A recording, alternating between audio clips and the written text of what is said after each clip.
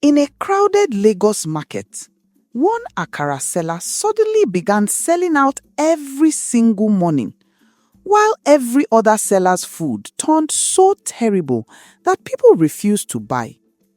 At first, people called it luck, but one worker with a phone camera would soon expose something far darker. In the busy streets of Lagos, the smell of frying akara filled the air every morning.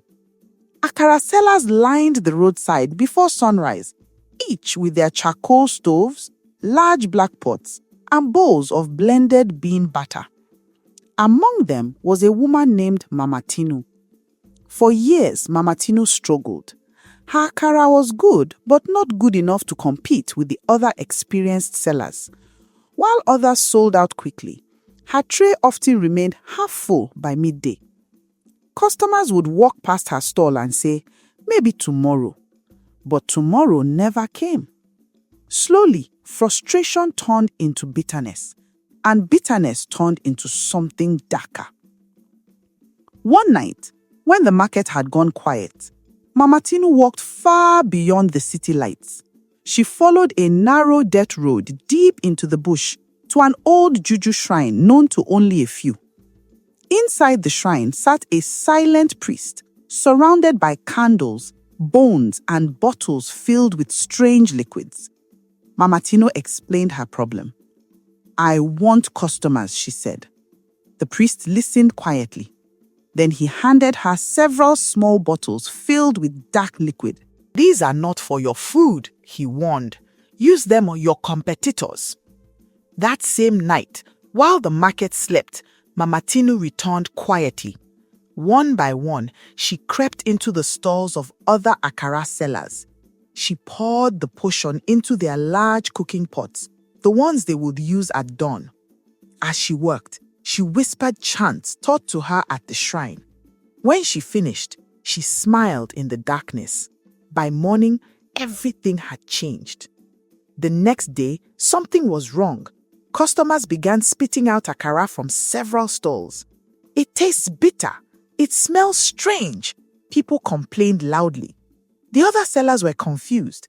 They used the same ingredients they had used for years, but the taste was terrible. Within days, customers stopped buying from them. Instead, they flocked to Mama Tinu. Her akara tasted perfect, crispy, golden, delicious. Soon, her stall had long lines of customers every morning. People whispered. Something wasn't right, but no one had proof. As business exploded, Mama Tinu hired 2 young workers to help keep up with the demand. One of them was a quiet young man named Sola. At first, he was grateful for the job. However, after a few weeks, he began to notice strange things. Every night after closing, Mama Tinu stayed behind alone. No one was allowed near the cooking area, and sometimes he heard her whispering. One night, curiosity overcame fear. Sola hid behind stacked crates and waited.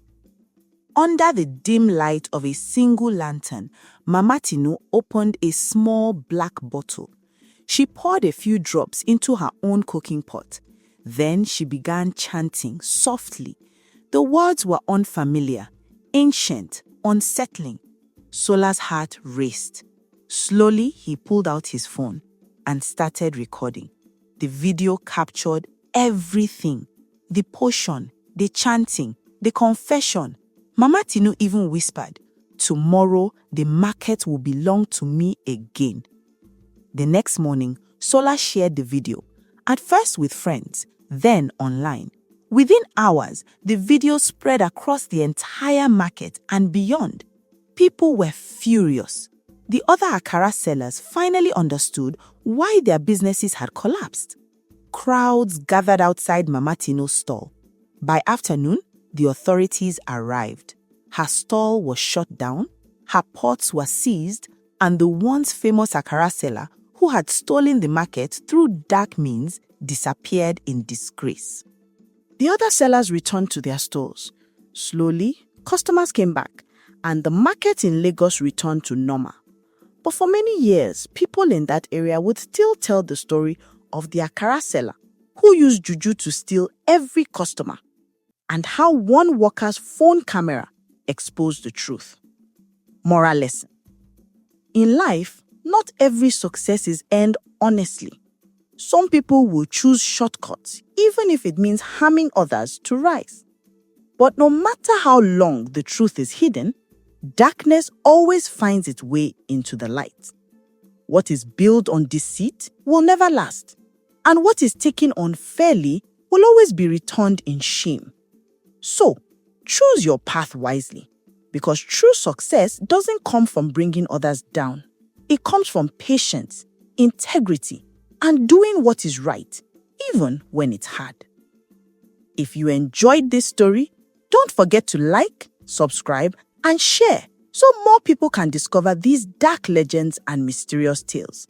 And remember, sometimes the scariest stories are the ones that happen in real life. Stay tuned for more stories from Echoes of Africa.